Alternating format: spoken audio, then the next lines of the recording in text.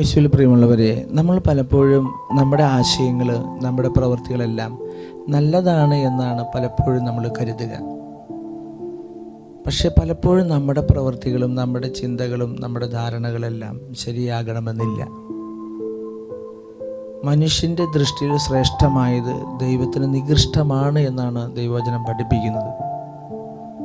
അതിൻ്റെ അർത്ഥം നമ്മൾ ദൈവത്തിനോട് ചോദിക്കണം, ദൈവമേ, എനിക്ക് നന്മയായത് ചെയ്യുവാൻ, നന്മയായത് ചിന്തിക്കുവാൻ ഒരു കൃപ നൽകണമേ എന്ന്.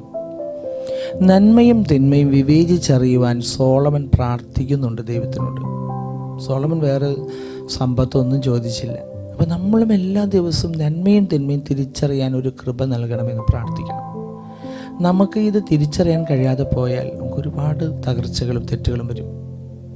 സുഭാഷിതത്തിൻ്റെ പുസ്തകം 21-ാം അധ്യായം 2-ാമത്തെ തിരുവചനത്തിൽ പറയാണ്, മനുഷ്യന് തൻ്റെ വഴികൾ ശരിയെന്ന് തോന്നുന്നു, എന്നാൽ കർത്താവ് ഹൃദയത്തെ തൂക്കി നോക്കുന്നു. നമുക്ക് തോന്നും നല്ലതാണെന്ന്, പക്ഷെ ചിലപ്പോൾ അത് നല്ലതായിരിക്കില്ല. വിശാലമായ വീതിയേറിയ വഴി ചിലപ്പോൾ ചെന്നെത്തുന്നത് നാശത്തിലേക്കാണെന്ന് ബൈബിൾ നമ്മെ ഓർമ്മപ്പെടുത്തുന്നു.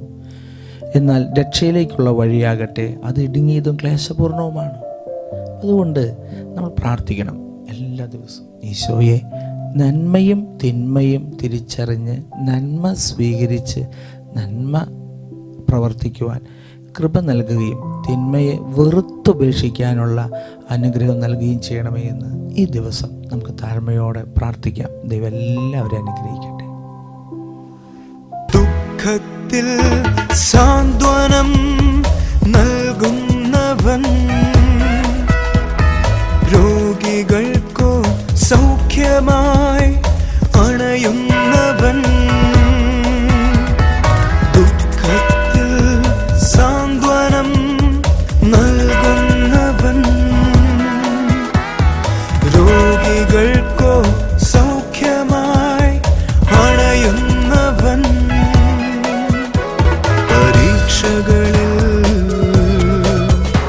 പരീക്ഷണങ്ങളിൽ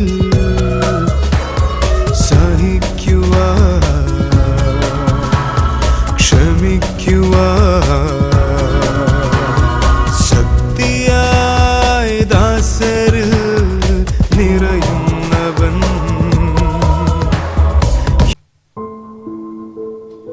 പരിശുദ്ധ പരമ ദിവ്യകാരുണ്യത്തിന് ആരാധനയും സ്തുതിയും പുകഴ്ചയും ഉണ്ടായിരിക്കട്ടെ. പരിശുദ്ധ പരമ ദിവ്യകാരുണ്യത്തിന് ആരാധനയും സ്തുതിയും പുകഴ്ചയും ഉണ്ടായിരിക്കട്ടെ. പരിശുദ്ധ പരമ ദിവ്യകാരുണ്യത്തിന് ആരാധനയും സ്തുതിയും പുകഴ്ചയും ഉണ്ടായിരിക്കട്ടെ.